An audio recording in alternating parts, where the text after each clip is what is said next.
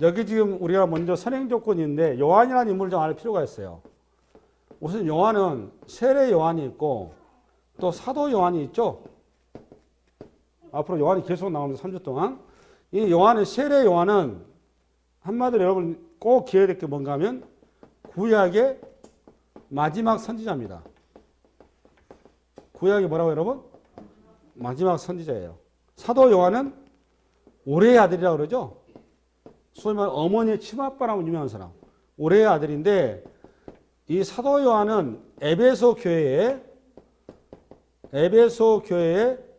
담임 목사로 계시다가 소천하신 분이에요.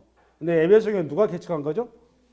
예, 바울이 개척했고 바울이 다음에 누구였는가 하면 디모데가 후임 목회자를 하다가 이어이어 하다가 아볼로도 했다고 그래요. 말하면 이 사도 요한이 에베소에 건너가서 누구하고 함께 가느냐 이때 예수님의 어머니 마리아를 모시고 갔습니다. 그래서 마리아가 우리 친구가 승천한 게 아니라 소천했어요. 육체가 죽었어요. 묘지가 거기 있어요. 에베소에 가면. 마리아는 승천한 게 아닙니다. 마리아는 뭐 어떻게 했다고 여러분? 소천했어요. 육체가 죽고 갔어요.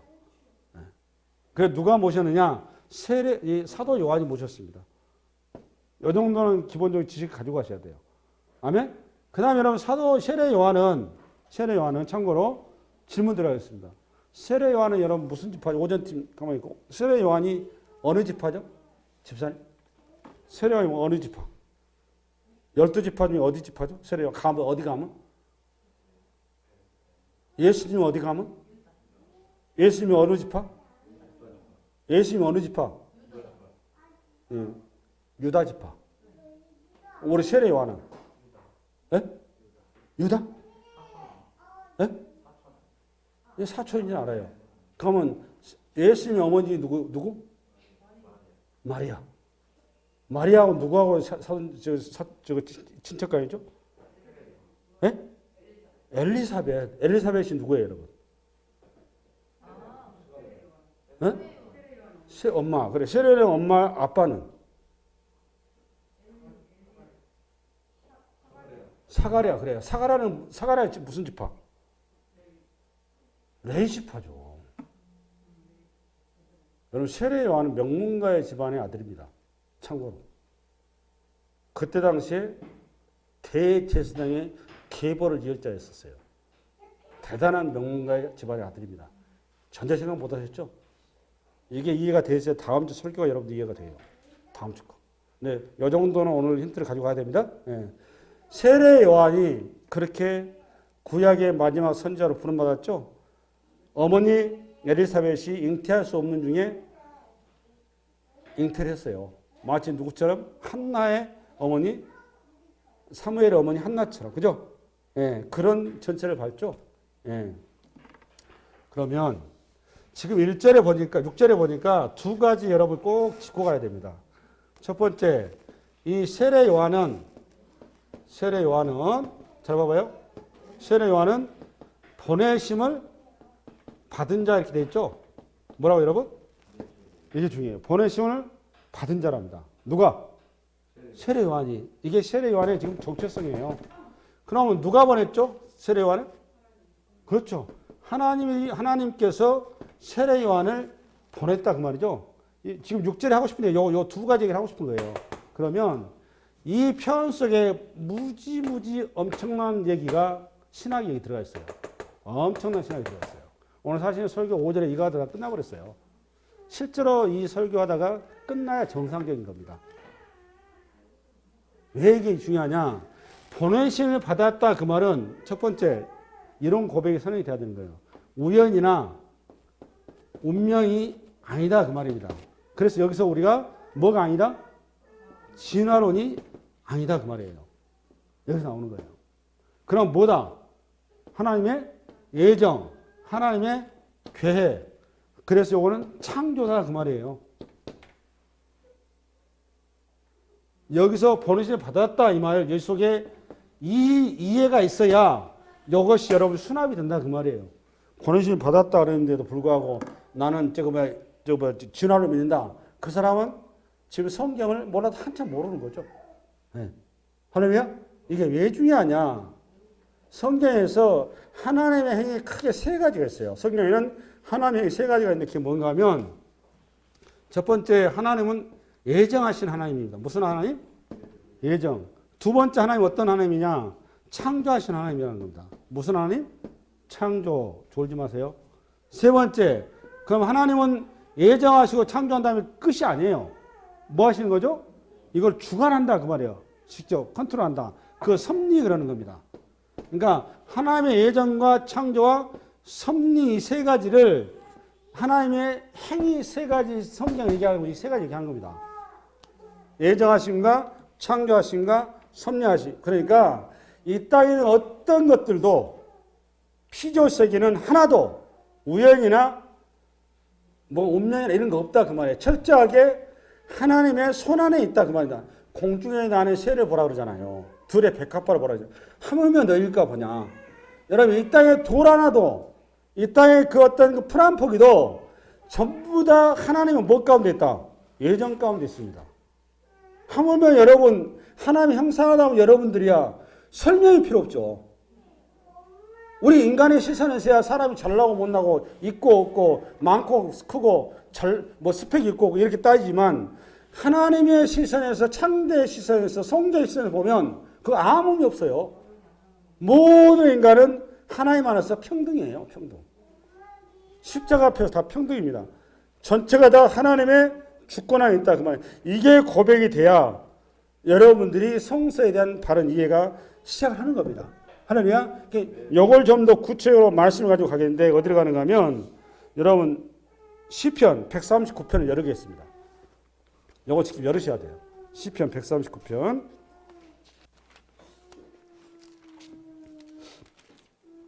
모세가 다윗이 자꾸 내 얘기하면 다윗이 영성가라고 저 얘기하잖아요.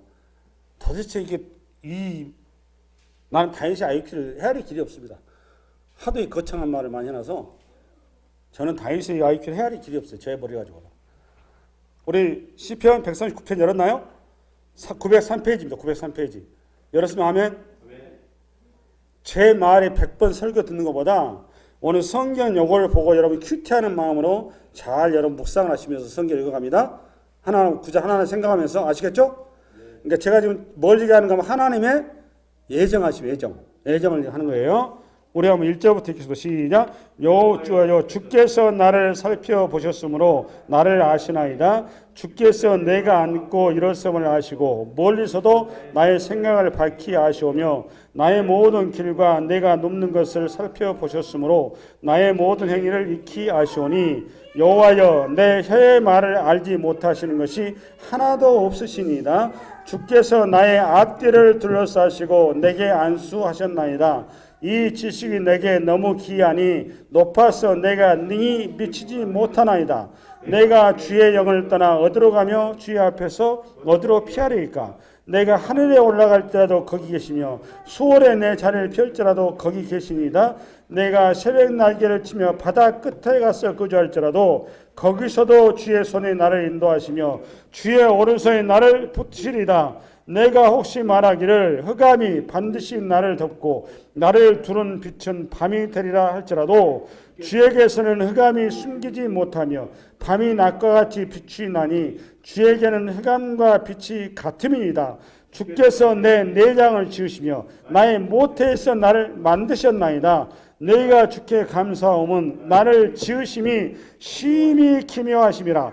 주께서 하시는 일이 기이함을 내 영혼이 잘 아나이다. 내가 은밀한 데서 지음을 받고 땅의 깊은 곳에서 기이하게 지음을 받을 때에 나의 형체가 주의 앞에 숨겨지지 못하였나이다. 16절이 대단히 중요한 고백인데 우리 한번 다시 큰 소리 있게 시작. 내 형질이 이루어지기 전에 주의 눈이 보셨으며 나를 위하여 정한 날이 하루도 되기 전에 주의 책에 다 기록이 되었나이다. 그러니까 하나님께서는 이 땅의 모든 것이 하나님의 창조 행위조차도 잘 들으셔야 돼요. 하나님의 창조 행위조차도 하나님께서 뭘 전제한다? 하나님의 계획을 전제한다 그 말이에요. 이게 중요해요. 하나님 뭘 전제한다? 계획하에서 창조가 이루어진 거지 계획 없이 하나님의 창조하신 일이 없다 그 말이에요. 할렐루야? 이게 하나님의 세 가지의 행위는 첫째 하나님의 예정하심, 두 번째는 하나님의 창조하심, 세 번째는 하나님의 섭리하심. 이 세 가지는 꼭 기억을 해두셔야 돼요. 이거를 여러분 어디를 좀 가보면 에레미야서 1장 5절을 한번 펴겠습니다. 이건 PPT를 좀 봤으면 좋겠네요. 1장 5절 열어보세요. 우리 한번 앞으로 보겠습니다. 앞에. 이게 지금 에레미야가 나이 20살의 나이에 하나님도 부름받은 현장입니다. 1장이. 읽겠습니다. 1장 5절 시작. 내가 너를 모태에 짓기 전에 너를 알았고 너가 배에서 나오기 전에 너를 성별하였고 너를 여러 나라의 선지자로 세운도라 하시고. 그러니까 에레미야가 태어나기 전에 만들어지기 전에 부부간에 에레미야 부모님이 두 부부 밤자리 하기도 전에 에레미야는 이 우주 만물의 창조의 전에 이미 그 인생이 어떻게 됐다고 여러분? 예정되어 있다고. 이게 성경의 얘기예요. 이게 성경. 여러분의 인생도 마찬가지다 그 말이에요. 여러분 지금 이 자리에 앉아있으니까 우연이죠? 아니에요. 이 우주 만물이 생기기 전에 오늘 이 자리에 앉아있는 것도 하나님의 예정 가운데 있는 거예요. 여러분이 이 상태가 되는 거예요. 아멘? 이게 고백이 되셔야 돼요. 이게 고백이 안 되면 하나님의 주권에 우리가 눈이 안 뜨기 때문에 자꾸 흔들려요. 그러니까 내 상황과 처지 때문에 자꾸 그걸 왜 내 팔자를 이런가? 왜 내 운명은 이런가? 왜 나는 이 모양인가? 자꾸 상대적인 비교, 상대적인 가치 때문에 내가 흔들린단 말이에요. 근데 중요한 거는 우리 성도들은 하나님이라는 절대적인 가치에 빨리 눈을 뜨셔야 돼요. 나의 존재를 하나님의 무슨 가치에? 절대적인 가치에 나의 존재에 눈을 떠야 됩니다. 그래서 했을 때 하나님의 주권에 여러분이 고백하게 되고 내 인생에 대한 해석과 내 인생 답이 나와요. 할렐루야? 네. 아멘? 이거를 여러분 신약으로 넘어가면 에베소 1장을 한번 해봐요. 여러분 1장 5절. 이건 표입니다. 그냥. 에베소 1장 5절. 310페이지. 신약으로 가면 1장 5절에 폈나요? 1장 5절 폈으면 하면 성경을 찾는 습관을 들이세요. 그래서 PPT도 좋지만 자꾸 성경을 찾아서 신약 성경 309페이지예요. 309페이지. 우리 한번 1장 5절 310페이지인가요? 시작. 그 기쁘신 뜻대로 우리를 예정하사 뭐 하사? 예정하사 예수 그리스도로 말미암아 자기의 아들들이 되게 하시니까 우리가 구원받는 것은 뭐다? 하나님의 예정이다 그 말이죠. 그다음 11절로 넘어가면 1장 11절. 11절. 폈나요? 1장 11절 시작. 모든 일을 그의 뜻의 결정도 일하시는 이의 계획을 따라 우리가 예정을 입어 그 안에서 기업이 되었으니. 똑같이 계속 나오잖아요. 사도 바울. 그죠? 마지막으로 2장 10절. 2장 10절. 에베소서 2장 10절. 311페이지인데 폈으면 아멘. 우리가 2장 10절 시작. 우리는 그가 만드신 바라. 잠깐. 우리는 그가 만드신 바라 이 말은 언어적 포이에마라는 단어인데 포이에마라는 말 들어봤죠 여러분? 헬라어 포이에마. 걸작품 그 말이에요. 근데 여기 만드신 바라 그 말이 포이에마 그 말. 그러니까 우리는 하나님이 뭐다라는 겁니까? 걸작품이다 그 말입니다. 걸작품. 여러분의 시선에 봐서 어떤 저분은 장애인이시고 저분은 좀 IQ가 떨어지고 저분은 지능지수가 떨어진 것 같아도 중요한 것은 그분이 뭐라고 여러분? 하나님이 뭐라고 여러분? 걸작품이라고요. 그러니까 우리가 감히 평가할 가치가 없다고 말해요. 수준이 아니다 그 말이에요. 우리 다시 10절 시작. 우리는 그가 만드신 바라 그리스도 예수 안에서 선한 일을 위하여 지으심을 받은 자니 이 일은 하나님이 전에 예비하사 우리로 그 가운데서 행하게 하려 하심이라. 여기 보면 우리가 그러니까 우리 하나님이 예정 가운데 우리가 창조되었다 그 말이죠. 그럼 우리가 창조된 창조의 목적이 보니까 뭐예요? 보니까 창조의 목적. 선한 일을 위해서 한 거죠. 선한 일을 위하여 우리가 예정을 입었다는 거예요. 사도 바울 얘기가. 그렇죠? 그럼 선한 일이 뭘까요? 이게 중요한 거잖아요. 불의웃 돕기, 착한 일 하기, 선한 일. 네, 이런 얘기 쓰려고 성경을 써놓은 게 아니죠. 그죠? 성경 도덕책이 아닙니다. 이 해석이 어려우니까 이렇게 해놓은 거예요. 선한 일이라 그 말은 하나님을 드러내기 위해서 그 말이에요. 뭐라고 여러분? 하나님을 드러내기 위해서. 이거를 구약적인 용어로 이사야서 43장 21절에 가면 내가 이 백성을 창조하나니 저들이 나를 뭐하게 하려 함이라? 찬송케 하려 함이라. 구약적인 개념. 이해했죠? 신약적인 개념에서 뭐냐? 복음의 증인으로 그 말입니다. 뭐라고 여러분? 복음의 증인이 되게 하기 위해서 우리를 보냈다 그 말이에요. 오늘도 세례 요한을 증인으로 부른 거잖아요. 증인으로. 누구의 증인으로? 예수의 증인으로. 그러면 이 요한은 2000년의 이 요한은 누구에 대한 아이콘인 거죠, 여러분? 이 시대에 우리에 대한 아이콘인 거예요. 그게 중요한 거예요. 이 시대에 누구에 대한 아이콘이다? 요한은 우리입니다, 우리. 뭐 선지자 요한 얘기하려고 하는 거 아니에요. 오고는 교회 가운데 요한의 뭐 업적을 얘기하고 쓰는 게 아니란 말이에요. 요한 속에 담아놓은 오고는 성도들의 정체성을 이렇게 표현해 놓은 거라고. 그러니까 우리가 지금 뭐라 그러는 건가? 하나님으로부터 보냄받은 이 시대 그리스도의 증인이다 그 말이에요. 증인이다. 그러니까 이런 얘기예요. 우리의 인생이 뭐냐고 여러분 질문이 들어오면 성서의 답변이 뭐라고 여러분? 우리는 하나님의 증인되는 삶이 된다 그 말이에요. 한마디로 얘기해서. 간단하게 얘기해서.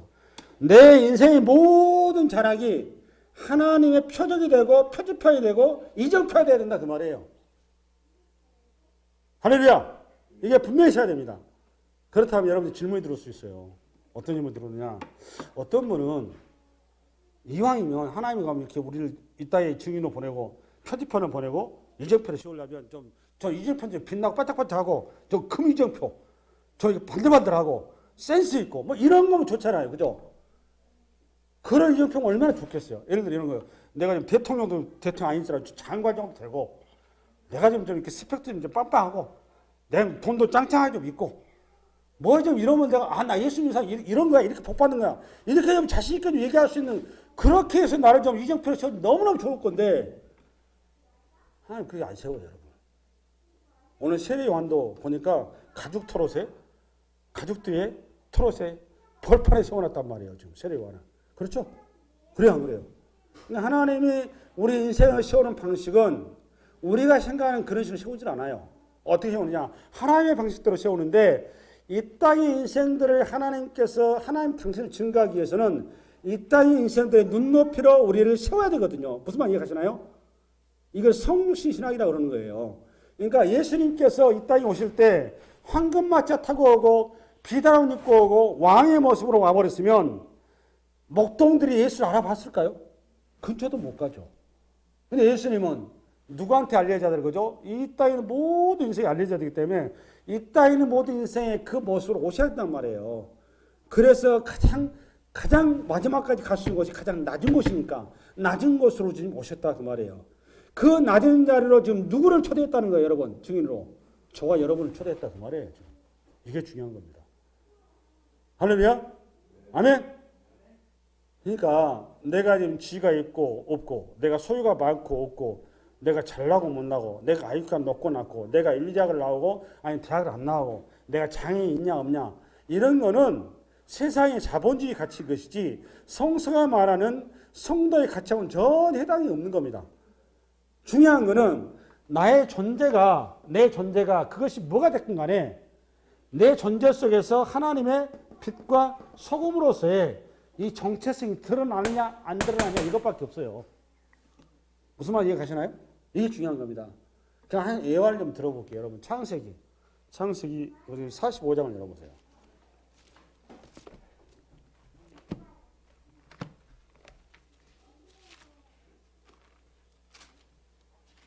창세기 45장 직접 펴야 됩니다. 1절부터 하나하나 읽어나가야 돼요. 45장 71페이지 열겠습니다. 71페이지. 이 배경을 가지고 읽어야 여러분들이 싹 들어와요. 이해가. 봤습니까? 폈습니까? 71페이지입니다. 신약 구약성경. 창세기는 신약에 있지 않습니다. 구약에 있습니다. 71페이지. 폈으면 하면 우리 한번 1절부터 읽겠습니다. 시작. 요셉이 시종하는 자들 앞에서 그 정을 억제하지 못하여 소리질러 모든 사람을 자기에게서 물러가라 하고 그 형제들에게 자기를 알리니 그때 그와 함께한 다른 사람이 없었더라. 요셉이 큰 소리로 우니 애굽 사람에게 들리며 바로의 궁중에 들리더라. 요셉이 얼마나 울었으면 지금 바로 궁이 쩡쩡쩡 울렸다는 거죠. 그 인생에 하나님이 쳤던 울음 아니었겠습니까? 얼마나 그 가슴에 담고 있었던 폭발하기 직전에 그 폭발해버리는 울음이니까 그 다음 3절 요셉이 그 형들에게 이르되 나는 요셉이라 내 아버지께서 아직 살아계시니까 형들이 그 앞에서 놀라서 대답하지 못하다. 기가 막힌 거잖아요 지금 이게. 기가 막힌 현장이죠 지금 이게. 그러면서 4절 요셉이 형들에게 이르되 내게로 가까이 오소서. 그들이 가까이 가니 이르되 나는 당신들의 아우 요셉이니이다. 당신들이 애굽의 판자라. 5절이 기가 막힌 신학의 답입니다. 5절 시작. 당신들이 나를 이곳에 팔았다고 해서 근심하지 마소서. 한탄하지 마소서. 하나님이 생명을 구원하시려고 나를 당신들보다 먼저 보내셨나이다. 이 구절은 신학 중에서 신학입니다. 이게 오늘 본문을 이해하면 이게 정확하게 메시지가 들어오게 되어 있어요. 이런 얘기예요. 앞으로 봐보세요. 이 구약성경 창세기는 우리가 지금 강의를 하고 있는데 아브라함과 이삭과 야곱의 얘기죠. 다시 한번 앞으로 오세요. 창세기는 족장사인데 아브라함과 이삭과 야곱 그 다음에 요셉이 나오죠. 근데 스토리 전개 내용 보면 아브라함하고 가장 많이 나온 사람이 사실 요셉이에요. 요셉과 얽힌 내용이 굉장히 많습니다. 그런데 왜 성경은 아브라함의 하나님, 이삭의 하나님, 요셉의 하나님이라고 하지 않고 아브라함의 하나님, 이삭의 하나님, 야곱의 하나님이라고 그러죠? 왜 그럴까요, 여러분? 그런 생각 안 해보셨어요? 그러니까 여러분 이제 이걸 이해하려면 이런 거예요. 오늘 요셉은 또 다른 누군 거죠? 그러니까 세 사람 중에 아브라함과 이삭, 야곱 중에 전혀 여러분 틀에 이해가 안 가실 텐데 요셉이 워낙 유명한 사람이고 훌륭한 사람을 각인됐다 보니까 야곱하고는 너무 칼라가 안 맞죠 지금. 사실 여러분 인식 그렇죠? 그럴 거예요. 그런데 이 요셉은 야곱을 카피해 놓은 겁니다. 야곱의 투사물이에요. 그러니까 요셉은 야곱의 또 다른 얘기인 겁니다. 이해 가셨나요? 요거 우선 들어가셔야 돼요. 이 성경에 이제 우리 창의 강의할 건데 이런 표현이 나와요. 이 본문을 이해하려면 이 기초부터 들어가야 됩니다. 야곱이 요셉을 너무너무 사랑하죠? 왜 사랑하죠? 편해. 아주 그냥 인생은 편해로 끝나요. 야곱을 아주 그냥 짜증스러워. 평생을 자기가 편해된 삶을 살다 보니까 자기 말년까지 편해로 끝나는 인생이 됐어요. 야곱이. 그러니까 3살보다 여름 간다고 어려서 정말 가치가 중요한 거예요. 라헬에 꽂혀가지고 라헬 하다가 이제 라헬 새끼가 라헬을 대신해서 평생 그냥 자기 품 안에 못 놓잖아요. 그 요셉을 야곱이 그냥 자기화 만들어 놓은 겁니다. 쉽게 해서. 그거를 다른 판을 뭐라 쓰느냐. 요셉에게 색동옷을 입혔다 이렇게 표현 나오죠. 이게 무슨 소리냐. 요셉이 이쁘니까 야곱이 요셉한테 특별히 좋은 옷 입혔다. 그런 거 쓰려고, 그런 허접한 얘기 쓰려고 쓰는 게 아니에요. 이 표현이 뭔가 하면 요셉은 나다 그 말입니다. 그 말이. 이해가셨나요? 그러니까 요셉의 사고, 요셉의 행위, 요셉의 정체성은 야곱의 사고, 야곱의 행위, 야곱의 정체성이다 그 말이에요. 이거 우선 이해하셔야 됩니다. 왜 그러냐면 이런 거예요. 여러분 야곱은 태어나 보니까 자기한테는 너무너무 감당이 안 되는 큰 산이 자기 인생길을 가로막고 있었어요. 너무 큰 산이 자기 인생길을 가로막고 있다 보니까 어떻게 앞을 헤쳐갈 길이 없었습니다. 방법을 찾고 찾아도 길이 없어. 워낙 에서라는 그 큰 산이 앞을 가로막고 있으니까 넘어갈 길이 없는 겁니다. 엄마 품 안에 안겨서 엄마한테 들릴 소리가 뭐 있었어요. 큰 자가 작은 자를 섬기리라. 너무 이 복음을 들었죠 사실은. 근데 야곱 입장에서 야곱이 또 잔머리를 굴린 거잖아요. 잔머리 또 강해 이런 놈들이. 잔머리 굴리니까 이 큰 산을 넘어가서 유일한 길을 딱 봐보니까 힘으로도 안 돼, 누구로도 안 돼, 아무것도 안 되는데 딱 한 가지 뭐냐? 장자권 하나 취하면 되겠더라고요. 장자권만 취하면 그 산을 넘고도 남겠더라고.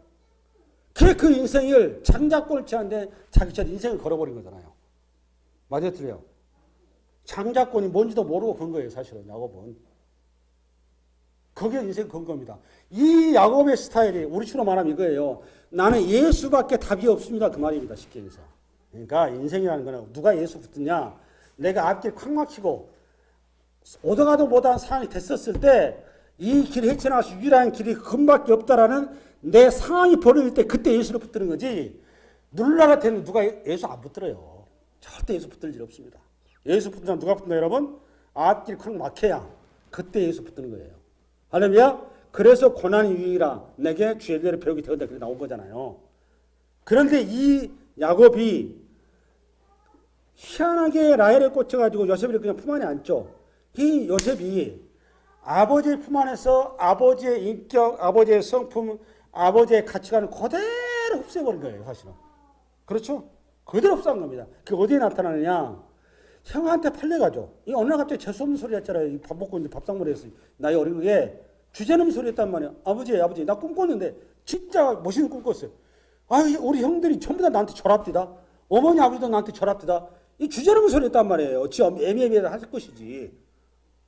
형들이 그러지 않아도 지금 그 편애하고는 지금 정말 엄마 잘못 만나가지고 엄마 잘못 만나 쟤 때문에 아버지한테 사랑을 못 받고 눈칫밥 먹고 좀 파는데 정말 재수없는 소리 아침부터 하니까 얼마나 성질나요. 죽이게 작정한 거잖아요. 형한테 그냥 왔을 때 바로 그냥 잡아 죽이려다가 유다란 놈이 머리 쓰죠. 꼭 먹고 다 먹자. 이왕 우리 좀 돈벌이도 하자. 팔아버렸어요. 이제 인생 저 인간 이제 더 이상 필요 없다. 이렇게 됐는데 웬걸 우리 만난 거잖아요. 그런데 중요한 건 뭐냐. 요셉의 길을 가만히 봐보면 그의 길 속에 그 수많은 고난과 역경 속에 요셉이 개인적인 감정을 전혀 표현이 없죠. 보면 얼마든지 거기에서 표현이 나올 법도 한데 나는 분명히 감정이 있을 거라고 저는 봅니다. 그런데 중요한 건 뭐냐. 요셉 가운데 하나님과 동행하는 요셉은 분명히 있다라는 겁니다. 뭘 보면 알 수 있느냐. 요셉이 하나님의 음성을 들었어요. 맞아요, 틀려요? 누구처럼? 아버지 야곱처럼. 아버지 품에서 영성가로 이미 커져 있었던 겁니다. 아버지 야곱의 하나님이 요셉의 하나님이 돼 있던 겁니다. 맞죠? 할렐루야. 그렇기 때문에 그 인생에 그냥 꼬이고 종으로 팔려가고 애굽에 또 가서 수많은 고난당하고 보디발의 아내 때문에 아마 죽기 아니면 거의 죽었을 거예요. 이게 성경이니까 그냥 살아서 어떻게 그냥 내가 보기에 부활한 것 같아. 그냥 부활. 그 죽었지 어떻게 살았겠습니까? 그 지금 주인 많이면 건드렸다 그랬대. 누명이고 뭐고 가네. 안 그래요? 그냥 그 죽은 목숨이지. 내가 그냥 하나님께 부활시킨 것 같아. 내 느낌에는. 그렇게 구사일생을 살아나가지고 감옥에 들어가가지고 또 거기에 사람이 계시가 임해서 총리까지 임하지 않습니까? 총리까지 임하거나 정상에 서는데 그 땅에 기근이 일어났어요. 그건 누구도 해석을 못하는 바로 꿈을 해석하면서 그가 그 시대에 현자로 딱 등극하지 않습니까? 그러고 나서 이 가뭄통에 고향에서 형들이 자기 앞에 아련한 걸 딱 보는 순간 계시의 눈이 열린 거잖아요. 그죠? 계시의 눈이 열린 거지 않습니까? 그거 하는 고백이 이겁니다. 이게 아무나 할 수 있는 고백이라고 생각하십니까? 여러분 같으면 형 이리 와. 나 팔았지. 내 센 곳에서 형들 때문이야. 아작을 냈을 거예요. 그래요 안 그래요? 그런데 요셉이 하나님의 계시의 영이 임하고 나니까 하나님의 구원의 이 섭리를 눈을 뜰 겁니다. 기가 막히게 고백을 한 거예요. 45장 5절 한번 읽겠습니다. 다시. 5절 시작. 당신들이 나를 이곳에 팔았다고 해서 근심하지 마소서 한탄하지 마소서 하나님의 생명을 구원하시려고 나를 당신보다 먼저 보내신나이다. 그러니까 하나님의 예정하심과 창조하심과 섭리하심 모든 목적지는 뭡니까? 생명. 뭐라고 여러분? 생명. 그 생명을 구원하기 위해서 우리를 당신이 육체를 못 입기 때문에 육체를 가지고 있는 우리를 대신 그곳에 보낸 거란 말이에요. 이 대표적인 사례가 신약이면 누구냐? 사도 바울입니다. 바울이 빌립보에 가서 무언 죄 있었다고 귀신 쫓아냈다고 그냥 뒤집어 써가지고 감옥에 들어갔는데 그 중에 가장 악한 감옥에 들어갔습니다. 살인범이 들어가는 감옥. 최고의 그야말로 가가지고 잠도 못 자 이렇게 얼굴 메인 상태거든요. 이 주석서 봐보면 내용 봐보면 그러면 그러다 피곤한데 이국 땅에 이게 선교사님에서 얼마나 힘들겠어요. 먹는 거 제대로 못 먹고 밤새도록 시달리고 아프고 그냥 이런 상태에서 짜증나는데 이게 도대체 뭘까? 힘들었는데 안에 들어가가지고 죄수들이 거기에 모였는데 죄수의 눈을 보니까 절망과 탄식과 한숨이 가득한 그 죄수들을 보면서 거기서 여러분 주님의 마음을 읽은 거잖아요. 바울이. 아하. 저 인생들에게 생명이 필요한데 저 인생들에게 하나님의 생명을 전할 수 있는 유일한 길은 내가 이렇게 돌팔매질을 당하고 이렇게 죽음의 자리로 들어오는 길 외에는 없었기 때문에 저 인생을 살아가는 주님이 나를 그렇게 보내셨구나라고 누구처럼 요셉처럼 고백하게 하잖아요. 아멘? 그게 뭐다 여러분? 보내심을 받은 자. 그게 누구라고? 여러분이라는 거예요. 여러분 인생 중에 해석도 안 되고 이해도 안 되고 왜 나는 남들은 저렇게 잘 나가는 나는 이 모양이 없고니까 왜 남의 새끼는 이렇게 잘 되는데 내 새끼는 이 모양이 없고니까 왜 남들은 저렇게 돈도 잘 버는 나는 이 모양이 없고니까 여러분 그런 비교하지 마세요. 비교하지 마시라고. 하나님께서 여러분의 가장 합당하고 아름답고 가장 적절하게 여러분의 길을 준비해 놓으셨고 그 길을 여러분 인도하고 있다는 사실 앞에 눈을 뜨시기 바랍니다. 그게 우리 인생이에요. 할렐루야. 우리는 이 땅에 어떤 거가 비교 대상이 될 수 없다 그 말이에요. 그래서 성경에 보면 달란트 비유가 나오잖아요. 달란트 비유. 2달란트, 1달란트, 5달란트. 이 2달란트, 5달란트한테 예수님께서 천국 갔더니 우리는 5달란트가 훨씬 더 훌륭한 일 5개 남겼으니까 이 사람 2개 남기고 너 최고로 잘했어. 이렇게 얘기 안 했단 말이에요. 착하고 충성된 종아. 똑같이 먹여서 똑같이. 전혀 의미가 없어. 할렐루야. 그러니까 내가 가진다고 해서 그거 가지고 폼잡을 거 없어요. 우리 사사기 하고 있는데 기드원 300명 구사해가지고 하나님께서 이렇게 그 승리를 줬더니 기드원이 그 하나님의 그 주었던 그 달란트를 착복을 해버린단 말이에요. 사사기도 보면. 여러분 엘리야에게 됐습니다면 아합 왕이 그 시대 왕이라고 하는 그 자리를 누가 줬습니까? 하나님이 준 거 아니에요. 맞아요, 틀려요. 근데 그 자리를 지가 착복해버린 거 아니에요. 할렐루야? 그런데 거기에 7,000명의 이름 없는 하나님의 자녀들은 하나님 앞에 말없이 순종하며 바알에게 절하지 않았지 않습니까? 그럼 누가 하나님 앞에 상이 크겠어요? 아합 왕인가요? 천만의 말씀이에요. 엘리야가 받는 상급은 누가 받는 겁니까? 7,000명의 그 절하지 않은 사람이 똑같이 받는 거예요. 여러분 엘리야가 이렇게 뭐 불에 내려오고 엘리야가 상급 클 것 같죠? 아닙니다. 누가 똑같이 받는다고 여러분? 그 7,000명이 절하지 않는 그 사람하고 엘리야하고 똑같아요, 상급이. 할렐루야? 우리가 그런 존재라는 걸 눈을 뜨시기 바랍니다. 그 다음에 너무 시간이 많이 가버렸어. 우리 요한복음 앞으로 갑니다. 1장 7절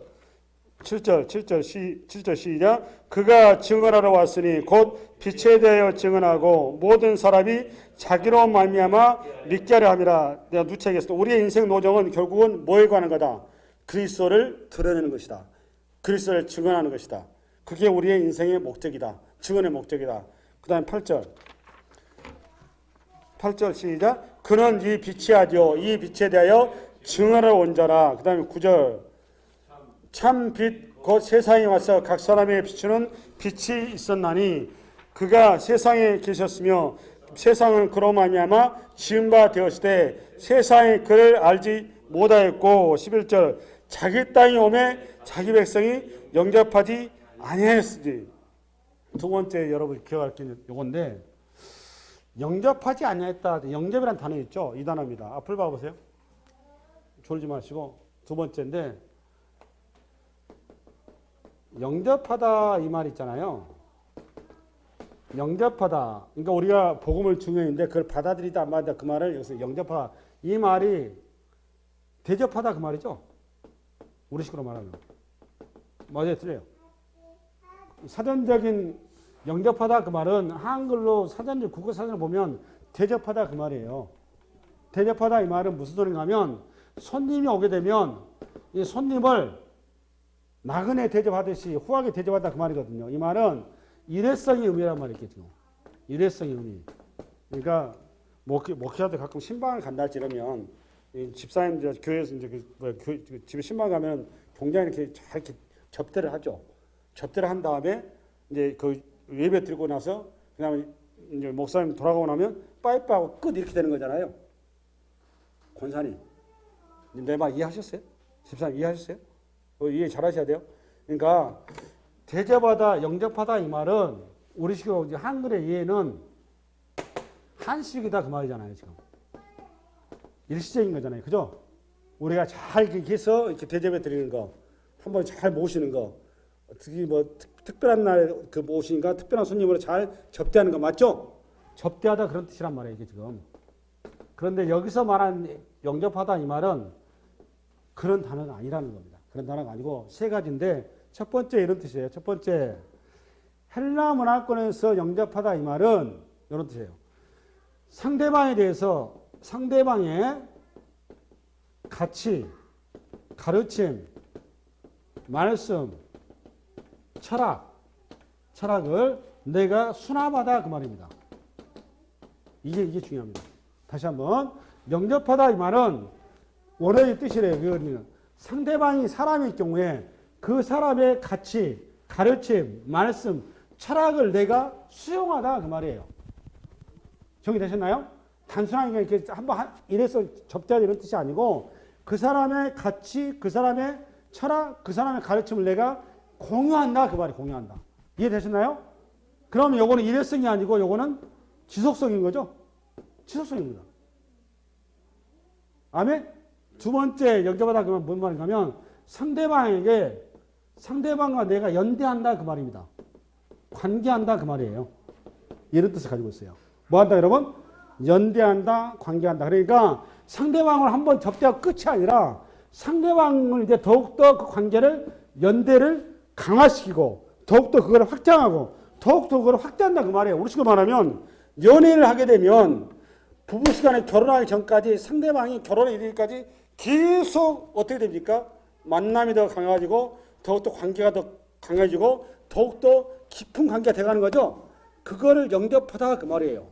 그러니까 영접하다 그 말은 상대방을 계속 그리워하는 거죠. 상대방을 계속 생각하는 거죠. 상대방을 기억하는 거죠. 근데 상대방을 내가 계속 음미한다 그 말이에요. 그런 뜻이란 말이에요. 그런데 이 요즘 코로나 시대가 되다 보니까 앞으로 봐보세요. 앞으로 보시라고. 공예배가 지금 사실상 무너진 거잖아요. 무너지다 보니까 우리가 이 성서에 대한 이해가 부족하다 보니 이런 부분이 공예배 이제 온라인 예배를 당연시하고 편리 위주로 자꾸 이렇게 신앙을 이해하는 경향들이 있는데 이거는 굉장히 잘못된 성서 이해입니다. 영접하다라는 단어 하나만 딱 이런 이해를 해보면 뭐가 문제인지 바로 지금 들어오게 되어 있어요. 그렇죠? 우리의 신앙의 본질, 우리 신앙이란 뭐다? 그분을 내가 계속 추억하고 그분과 내가 함께하고 연대감을 계속 강화시켜 가야 된다 그 말이에요. 그 방식이 뭐겠습니까? 온라인으로 삐삐삐 이렇게 하고 그냥 나 예배 드렸으면 뚝 하고 내 볼일 봐 이걸까요? 맛이 뭐가 똑같은가 하면 공예배 주일날 예배는 그냥 이렇게 폼다고 잘 왔다가 예배당 나가면 빠이빠이 이거하고 똑같은 꼴인 겁니다. 그거를 영접하다 얘기한 게 아니에요. 이게 신앙하다 그 말은 내 공예배의 태도가 그대로 내 삶의 자를 그대로 녹아 들어가야 된다 그 말이에요. 그걸 영접하다 그 말이에요. 이해가셨나요? 그 다음에 세 번째 이런 뜻입니다. 이 사람의 상대방이 내가 통치하에 들어간다 그 말입니다. 내가 그의 밑으로 들어간다 그 말이에요. 내가 그분에 예속된다 그 말입니다. 이 세 가지 뜻이 합의된 뜻이 영접하다 그 말이에요. 아멘? 그러니까 우리가 왜 부름 받았느냐? 그분을 영접했기 때문에 그분의 자녀가 되었기 때문에 그분을 이를 대신하는 자리로 우리가 부름 받았다 그 말이에요. 할렐루야. 이어서 12절. 영어 1장 12절. 시작. 영접하는 자 곧 그 이름을 믿는 자들에게는 하나님의 자녀가 되는 권세를 주셨으니 여기 권세라 그 말은 어떤 파워풀한 능력, 어떤 그 소위 말하면 그 자기만의 어떤 특권 이런 개념은 아닙니다. 무슨 뜻인가 하면 정확히 자유 그런 뜻입니다. 자유. 뭐라고 여러분? 자유. 무슨 자유냐? 우리는 에덴 동산에서 아담 안에서 모든 사람이 종이 돼 버린 거죠. 갈라디아서 4장에 에루살렘은 자유하는 여자니 그게 나와 있죠. 그 자유. 그래 갈라디아 5장에 자유. 그 자유가 나온단 말이에요. 이게 고린도서 나오면 거기도 역시 자유가 나오는데 우리는 이제 예수 안에 들어갈 때만이 유일하게 우리가 자유로운 자로 우리가 세워지는 겁니다. 그 얘기를 이렇게 한 겁니다. 자녀가 되는 자유를 얻었다 그 말이에요. 자녀가 된과 동시에 우리는 자유자가 되었다 그 말입니다. 더 이상 우리는 노예가 아니다 그 말이에요. 아멘? 이어서 13절. 이는 혈통으로나 육정으로나 사람의 뜻으로 나지 아니하고 오직 하나님께로부터 난 자들이지. 잘 봐보세요. 13절 다른 건 기억하지 말고 딱 하나만 기억합시다. 하나님께로부터 만들어진 자들이니 이게 맞는 표현이죠. 그다음 아까 시편도 읽었고 에베소도 읽었잖아요. 어디에도 우리는 하나님께서 우리를 지었다고 돼 있지, 만들었다고 돼 있지, 창조했다고 돼 있지, 하나님께서부터 난 자라는 표현 없어요. 하나님부터 나왔다는 자는 예수밖에 없단 말이에요. 무슨 말 이해 가시나요? 하나님부터 나온 자는 누구밖에 없다고 이런 표현이 예수밖에 없어요. 그런데 오늘 요한이 감히 하나님께로부터 누가 지금 났다고 저와 여러분이 이게 무슨 말일까요? 권사님 하나님부터 난 자래. 뭐예요 이게 지금? 하나님 우리를 만드신 게 아니요. 하나님 우리 하나님께 났대요. 어떻게 났습니까? 이 말은 십자가의 아들을 제단을 내어놓고 대가를 지불하고 우리를 양자로 삼았다 그 말을 이렇게 쓴 거예요. 그러니까 우리가 지금 하나님의 자녀가 된 게 그저 공짜로 된 게 아니다 그 말입니다. 거기에 그만한 뭐가 지불되어 있다? 대가가 지불됐다 그 말이에요. 그 대가가 지불되었을 때 그 하나님의 일을 대신하는 하나님의 상속자로서 그 자리에 설 자로서 이 땅에 우리는 파견된 자다 그 말이에요. 할렐루야. 아멘. 이 한 주간도 그 하나님의 부름 앞에 보냄받은 자로서 그 소명의 자리에 아멘으로 우뚝 서는 여러분 되시기 바랍니다. 수고하셨습니다.